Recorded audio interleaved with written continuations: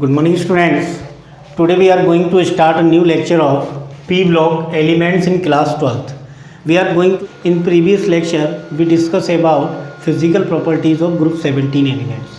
Now we are discuss about chemical properties of group 17 और halogen family elements. सबसे पहला है रिएक्टिविटी टूवर्ड्स हाइड्रोजन. हाइड्रोजन के towards अगर मैं रिएक्टिविटी की बात करूँ तो हमारे पास एलिमेंट है fluorine, chlorine, bromine and iodine. तो यहाँ पर अगर मैं रिएक्टिविटी की बात करूँ तो मैं इन सभी एलिमेंट्स को रिप्रेजेंट करता हूँ ई से. अगर मान लीजिए मैं हाइड्रोजन से रिएक्शन कराऊँ तो मेरे पास कौन से कंपाउंड मिलेंगे? He टाइप के. किस तरह के कंपाउंड मिलेंगे? He टाइप के. अगर मैं हेलोजन की रिएक्शन, ये सभी ई, इसको मैं ई से रिप्रेजेंट कर रहा हूँ, अगर मैं इसको हाइड्रोजन से रिएक्ट कराऊँ तो मेरे पास कौन से मिलेंगे? He टाइप के कंपाउंड मिलेंगे. अब इसमें कौन कौन से हो जाएंगे? जैसे HF, HCl, HBr and HI. अब मैं इनमें ऑर्डर देख रहा हूँ. सबसे पहले बॉन्ड लेंथ का ऑर्डर. बॉन्ड लेंथ का सिंपल ऑर्डर होता है कि जैसे जैसे एटम का साइज बढ़ता चला जाएगा, रेडियस बढ़ती चली जाएगी, उसी तरह से वो बॉन्ड भी इंक्रीज होता चला जाएगा, लॉन्गर होता जाएगा. तो हाइड्रोजन फ्लोराइड के बीच में HF के बीच में 92 पिकोमीटर का बॉन्ड होता है. ये पिकोमीटर में होता है. HCl में 127 का होता है. HBr में कोवेलेंट बॉन्ड 141.4 का होता है. इसमें शायद 127.4 होता है. अच्छा, यहाँ पे HI में 161 हो रहा है. यानी कि टॉप टू बॉटम जाने पर एटॉमिक साइज इंक्रीज हो रहा है, तो उससे क्या हो रहा है? बॉन्ड भी लॉन्गर होता चला जा रहा है. तो बॉन्ड लेंथ इंक्रीज हो रही है. अगर बॉन्ड लेंथ इंक्रीज होगी तो बॉन्ड डिसोसिएशन एनर्जी डिक्रीज होगी. तो बॉन्ड डिसोसिएशन एनर्जी का ऑर्डर क्या होता है? अब देखिए ऐसा होता है, सबसे ज़्यादा जो अगर ऊपर से नीचे जाने पे यहाँ पे बॉन्ड लेंथ जो है वो सबसे बढ़ रही है, सबसे ज़्यादा है. तो बॉन्ड लेंथ सबसे, बॉन्ड डिसोसिएशन एनर्जी सबसे ज़्यादा किसकी होगी? इसकी, क्योंकि सबसे छोटा बॉन्ड है. तो इसकी कितनी होती है? 574 kg पर मोल में. kg पर मोल में ये होती है 574. HCl में होती है 432, HBr में होती है 363 और HI में होती है 295. तो बॉन्ड डिसोसिएशन एनर्जी और बॉन्ड लेंथ का बिल्कुल अपोजिट ऑर्डर होता है. बॉन्ड लेंथ अगर बढ़ती जा रही है तो बॉन्ड डिसोसिएशन एनर्जी कम होती चली जाएगी. ठीक है ना. एसिडिक स्ट्रेंथ की अगर मैं बात करूं तो एसिडिक स्ट्रेंथ किस पर डिपेंड करती है? कि एटम का साइज़ किसका ज़्यादा है. अगर मैं बात करूं यहाँ पर बॉन्ड लॉन्गर है तो हाइड्रोजन को बाहर निकालना ईजी कहाँ से होगा? HI से. हाइड्रोजन को बाहर निकालना मतलब हाइड्रोजन का रिमूवल मतलब क्या होता है? ऑक्सीडेशन. तो इसकी एसिडिक स्ट्रेंथ ज़्यादा किसकी होगी? HI की. तो HI की ज़्यादा होगी और सबसे कम किसकी होगी? HF की. अगर मैं बात करूँ मेल्टिंग बॉइलिंग पॉइंट, इसमें बहुत सारे एक्सेप्शंस होते हैं. तो सीधी बात है कि मेल्टिंग और बॉइलिंग पॉइंट किस पर डिपेंड करते हैं? फोर्सेस पर. और फोर्सेस कौन से होते हैं इनमें? वान डर वाल फोर्सेस. अगर फोर्सेस बढ़ते चले जाएंगे तो MPBP भी बढ़ता चला जाता है और मोलर मास भी बढ़ता चला जाता है. ये तो एक जनरल ट्रेंड है, लेकिन बात यहाँ जनरल ट्रेंड के हिसाब से नहीं निकाल सकते अपने लोग. यहाँ एक्सेप्शन होते हैं, प्रैक्टिकल डेटा होता है. HF की अगर मैं बात करूँ तो इसमें होता है 190, इसका मेल्टिंग पॉइंट होता है 190. जबकि मैं बात करूं HCl में तो इसका होता है 159. देखो यहाँ से डिक्रीज़ हुआ यहाँ पर. अब यहाँ स्लाइटली बढ़ गया, स्लाइटली इंक्रीज़ हो गया. HBr में 185 हो गया. और सबसे ज़्यादा किसका हो गया? HI का. अब फोर्सेस वैसे भी प्रैक्टिकली इसका ही ज़्यादा होना चाहिए, क्योंकि फोर्सेस इन्हीं के बीच में ज़्यादा है. I का साइज़ बड़ा है तो सबसे ज़्यादा इसका होना चाहिए.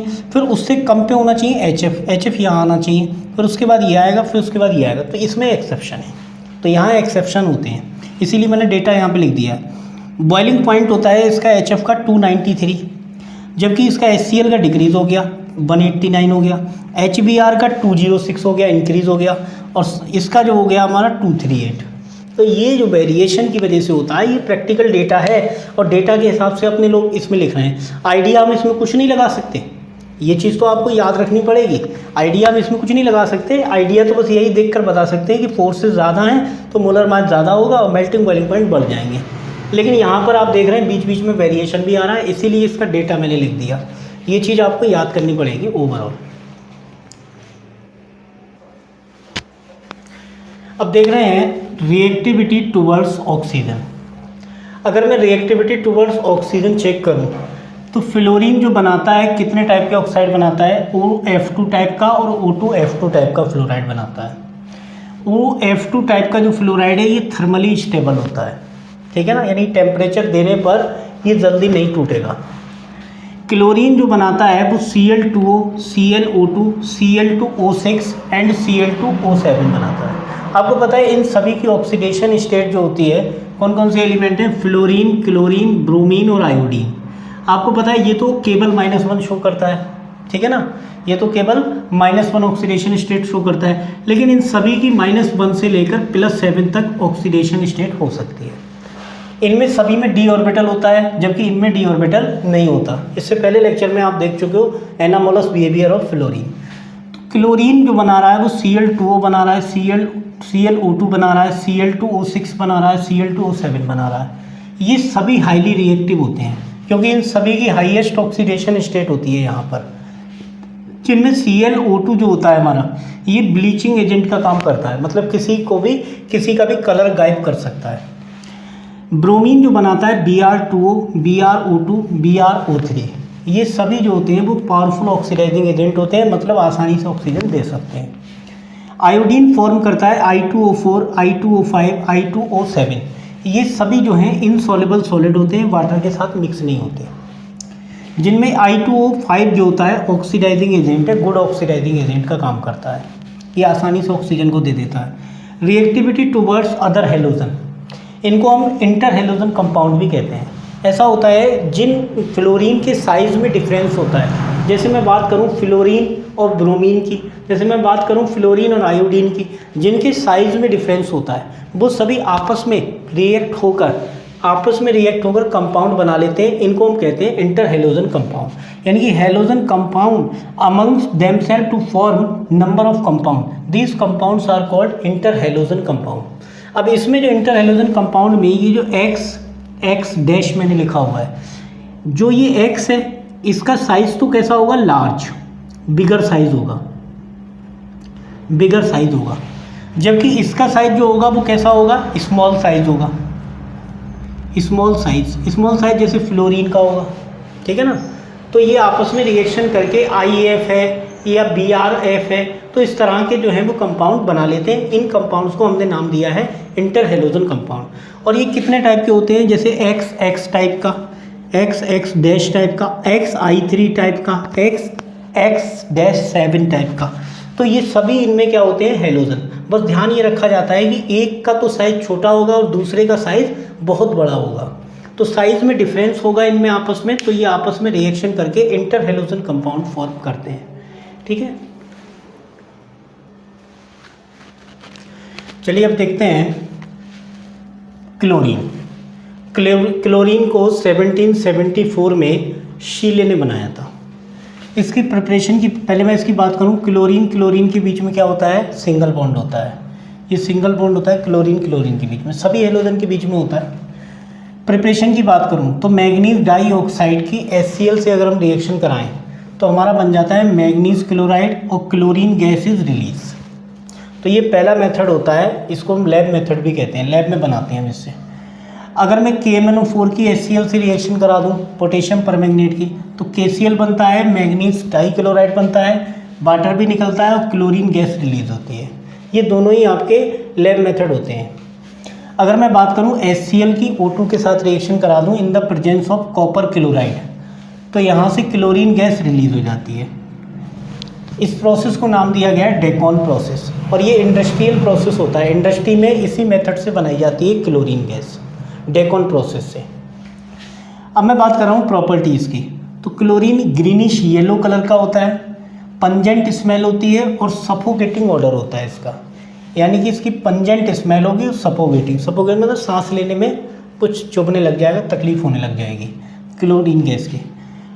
ये जो होती है अबाउट 2 to 5 टाइम्स हैवियर होती है एयर से भारी होती है 2 to 5 टाइम्स, और ये वाटर में सॉल्युबल होती है, ठीक है ना। अब मैं इसकी केमिकल रिएक्शन की बात करूं तो अगर मैं मेटल के साथ रिएक्शन करा दूं एल्यूमिनियम के साथ, तो बन जाता है AlCl3, ठीक है ना, 3Cl2। और अगर मैं सोडियम के साथ करा दूं, सोडियम रिएक्टिव मेटल है, क्लोरीन के साथ रिएक्शन करके सोडियम क्लोराइड बनाएगी। अगर मैं फॉस्फोरस से रिएक्शन करा दूं क्लोरीन की, तो यहाँ बन जाता है PCl3। ये वाले दोनों मेटल हैं और ये हमारे नॉन मेटल हैं। तो नॉन मेटल के साथ कराऊंगा तो PCl3, फॉस्फोरस के साथ कराऊंगा तो हाइड्रोजन के साथ कराऊँ तो क्या बन जाएगा 2HCl। ठीक है, हाइड्रोजन सल्फाइड के साथ अगर मैं क्लोरीन की रिएक्शन करा दूँ तो यहाँ से बन जाता है 2HCl और सल्फर रिलीज होता है। अगर मैं अमोनिया के साथ करा दूँ, और ये बहुत रिएक्शन इंपॉर्टेंट है, अगर मैं अमोनिया के साथ रिएक्शन कराऊँ और अमोनिया किस में हो, एक्सेस में, और क्लोरीन के साथ रिएक्शन कराऊँ तो यहाँ बनता है NH4Cl, अमोनियम क्लोराइड, और साथ में रिलीज होती है नाइट्रोजन गैस। ठीक है ना, तो NH3 8NH3 + 3Cl2 = 6NH4Cl + N2।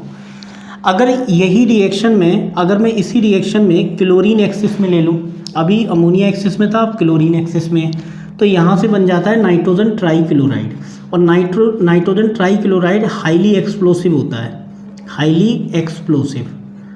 तो यहाँ से हाईली एक्सप्लोसिव बन जाता है NCl3 नाइट्रोजन ट्राईक्लोराइड। ये ऐसा होता है इसलिए, और हम इसको एक्सप्लोसिव कहते हैं क्योंकि नाइट्रोजन का साइज़ बहुत छोटा होता है। नाइट्रोजन का साइज़ छोटा होगा और क्लोरीन के साथ ये बॉन्ड बनाए हुए लॉन्गर बॉन्ड, तो इससे ये बॉन्ड आसानी से टूट सकते हैं और ये एक्सप्लोसिव की तरह काम करता है।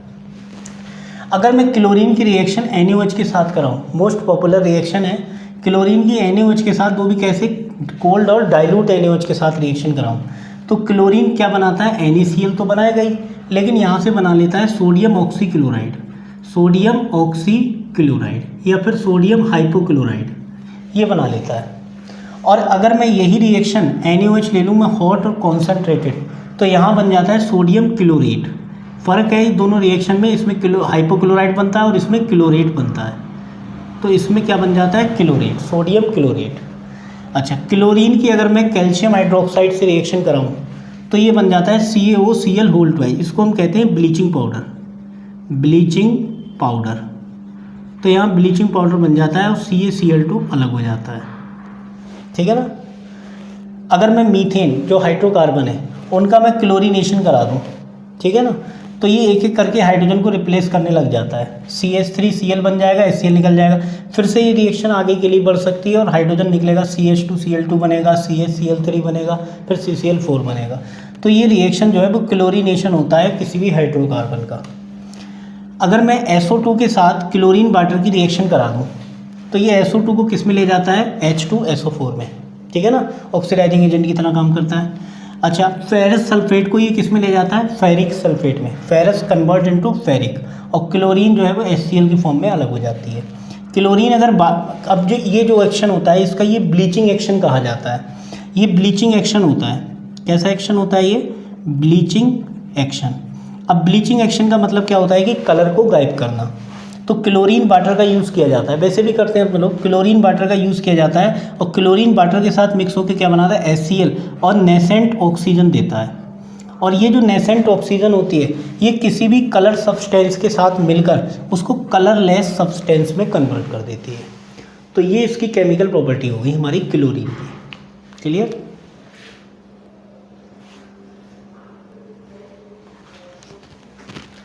अब देखते हैं HCl गैस। HCl लिक्विड में भी होता है, HCl सॉलिड में भी होता है, HCl गैस में भी होता है। प्रिपरेशन की बात करूं तो NaCl H2SO4 के साथ रिएक्शन करेगा एट 420 केल्विन, तो यहाँ बनाएगा सोडियम हाइड्रोजन सल्फेट और साथ में क्या बनेगा, HCl। अब अगर मैं इस सोडियम हाइड्रोजन सल्फेट को, जो बचा हुआ सोडियम हाइड्रोजन सल्फेट है, HCl तो यहाँ बन रहा है, इसके बाद जो रिमेनिंग हमारे पास NaHSO4 है इसको मैं NaCl के साथ रिएक्ट कराऊंगा और टेम्परेचर दूंगा 823 केल्विन, तो बनेगा ये सोडियम सल्फेट और साथ में फिर से HCl गैस रिलीज होगी। ठीक है ना। अगर मैं बात करूं प्रॉपर्टीज़ की तो जो HCl होता है ये कलरलेस गैस होती है, ठीक है ना, और पानी में सॉल्युबल हो जाती है, और वाटर में जो इसका एक्व सॉल्यूशन होता है इसको हम बोलते हैं हाइड्रोक्लोरिक एसिड, हाइड्रोक्लोरिक एसिड। जो वाटर में इसका जो सॉल्यूशन तैयार हो जाता है तो हम इसको बोलते हैं हाइड्रोक्लोरिक एसिड। अगर मैं इसकी NH3 के साथ रिएक्शन करा दूं तो ये अमोनियम क्लोराइड बना लेता है, NH4Cl, ये H इसके साथ चला जाएगा और बना लेगा NH4Cl। अब ये जो HCl है हमारा, इसका अगर मैं 3 पार्ट ले लूँ, 3 part of HCl and 1 part of concentrated HNO3, तो इस सॉल्यूशन को हम बोलते हैं एक्वारेजिया। और एक्वारेजिया में H पॉजिटिव तो एसिड की वजह से आ गए, NO3 HNO3 की वजह से आ गए, और HCl की वजह से Cl- आ गए। तो ये गोल्ड और प्लेटिनम जैसी जो सॉलिड मेटल्स होती हैं इनको भी इजीली डिज़ोल्व कर लेता है, और डिज़ोल्व करके गोल्ड को किस में ले जाता है, ऑरिक क्लोराइड में, और यहाँ क्या बन जाता है, नाइट्रिक ऑक्साइड, और यहाँ क्या बन जाता है, 2H2 वाटर। तो जैसे ये जैसे गोल्ड के साथ है ऐसे कैसे ये प्लेटिनम के साथ भी हो सकता है। सोडियम कार्बोनेट के साथ अगर HCl रिएक्शन करेगा, ये बेसिक और ये एसिडिक, क्या बनेगा, सॉल्ट, साथ में क्या निकलेगा, CO2 और वाटर। सोडियम हाइड्रोजन कार्बोनेट भी हमारा बेस होता है, HCl के साथ रिएक्ट करेगा और बनाएगा NaCl, H2O और CO2। अब ऐसा होता है कि जो हमारे पास, ये तो कंप्लीट हो गया हमारे पास HCl गैस। अब हमारे पास जो ग्रुप 17 में एलिमेंट्स आते हैं वो सभी क्या बनाते हैं, ऑक्सो एसिड। तो हम पढ़ने जा रहे हैं oxo acids of halogen. Halogen के कौन कौन से हेलोजन है हमारे पास, फ्लोरीन, क्लोरीन, ब्रोमीन और आयोडीन। अब इनके जो ऑक्सो एसिड हैं इनको हमने कैटेगराइज किया है उनकी ऑक्सीडेशन स्टेट के हिसाब से। जैसे अगर किसी की ऑक्सीडेशन स्टेट बना रही है तो मैं उसको रोमन नंबर में 1 लिख रहा हूँ। इसको हम पहले को बोलते हैं हेलिक एसिड। हेलिक एसिड का हमारा नाम होता है हाइपोक्लोरस एसिड, हाइपोहेलस एसिड। जो हेलस लिखा हुआ है इसकी जगह आप पेरी करते चले जाइए। अब ऐसा होता है कि हमारे पास फ्लोरीन की अगर मैं बात करूं तो हाइपोहेलस जो फ्लोरीन बनाता है वो केवल हाइपोहेलस बनाता है, बाकी ये कुछ भी नहीं बनाता।